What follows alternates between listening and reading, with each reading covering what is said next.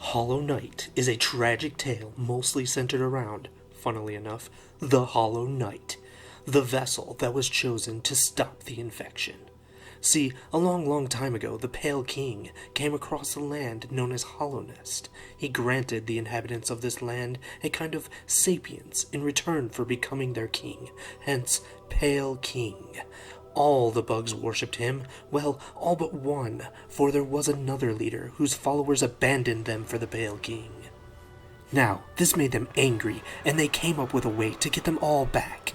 Now this bug was known as the Radiance, and she created the infection to spread and take hold of the residents of Hollownest, which brings us back to the Hollow Knight. He was chosen to seal away the Radiance and stop this infection, and with his strength, he did just that. But as you play and you learn more, you come to know that the Hollow Knight wasn't always a big and powerful vessel. In fact, he was just as small and unassuming as our main character at one point. And this, dear viewer, is where our theory begins. And by begins, I mean I still have a little bit of backstory just in case you're unfamiliar with all of this somehow. The Hollow Knight was not the only vessel created by the Pale King.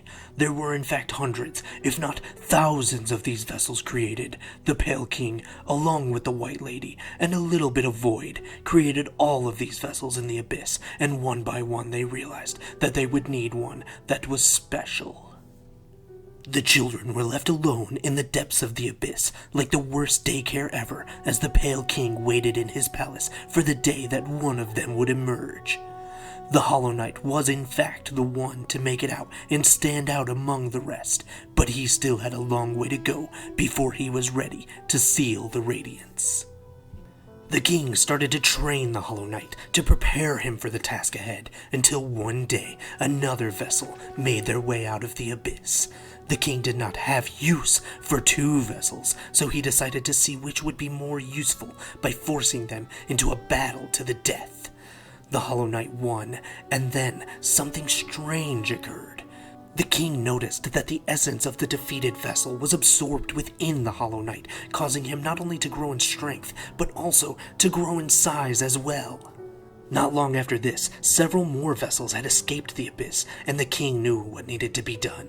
He sent the Hollow Knight out to find and destroy these vessels, and so he gave chase and did just as he was instructed. Although one vessel managed to escape Hollownest completely, but that's irrelevant to this story. What the king was not aware of, though, was that while all of this was happening, deep within the Abyss, there was another vessel. One who had also learned that it could absorb the power of its siblings to grow more powerful.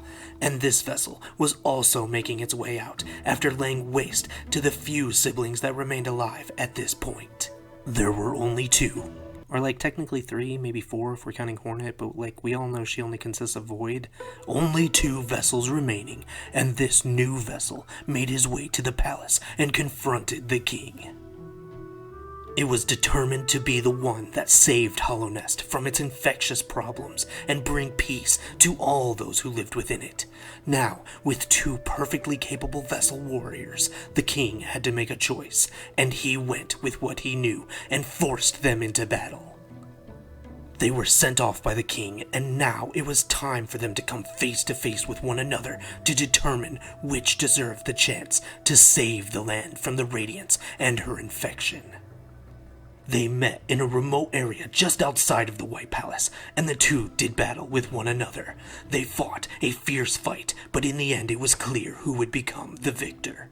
Though the Hollow Knight proved to be too much for the now beaten and broken vessel, the combined power of the two gave the Hollow Knight what he needed to finally seal the Radiance and fulfill his destiny.